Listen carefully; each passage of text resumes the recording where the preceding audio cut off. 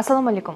Ilmiy-texnik axborot markazi tomonidan tayyorlangan qishloq xo'jaligi sohasidagi ilmiy va innovatsion ishlanmalar bo'yicha dayjest xabarlarini e'tiboringizga havola etamiz.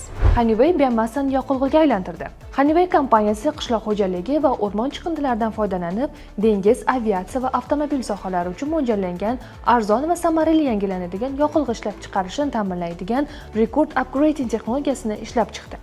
Yangi ishlanma yog'och parchalari va don qoldiqlarini kam uglerodli yoqilg'ilar, dengiz yoqilg'isi, benzin va aviatsiya yoqilg'isini olish imkonini beradi. Bu texnologiya an'anaviy yoqilg'ilarga nisbatan arzonroq, energiyasi yuqori va muhitga kamroq ta'sir ko'rsatadi. Honeywellning modulli zavod shaklidagi yechimli loyihasi qisqa muddatda amalga oshirish va xarajatlarni kamaytirish imkonini yaratadi. Kompaniya vakillarining ta'kidlashicha, yangi texnologiya dengiz transporti sohasidagi uglerod chiqindilarini kamaytirishga hamda barqaror energiya manbalaridan foydalanishni kamaytirishga xizmat qiladi. Hayvonlar kasalligini sun'iy intellekt orqali aniqlash tizimi yaratilmoqda. Hindistonning Allahabod axborot texnologiya instituti olimlari podali hayvonlar orasida keng tarqalgan og'iz va tuyoq kasalliklarini erta bosqichda aniqlaydigan sun'iy intellekt asosidagi tizim ustida ish olib bormoqda. Loyiha doirasida hayvonlarning og'iz va tuyoq qismlaridan termal tasvirlar olinib, neyron tarmoqlar yordamida kasallik belgilari aniqlanadi.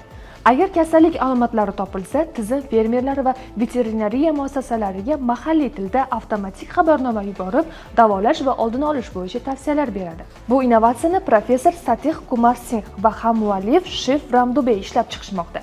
Loyiha Uttar Pradesh ilmiy va texnologiya kengashi tomonidan qo'llab-quvvatlanmoqda hamda Smart Village va Digital Empowerment tashabbusiga mos ravishda amalga oshirilmoqda. Tizim qishloq xo'jaligida kasalliklarni erta aniqlash orqali chorva yo'qotishlarni keskin kamaytirish va fermerlar daromadini oshirishga xizmat qilishi kutilmoqda.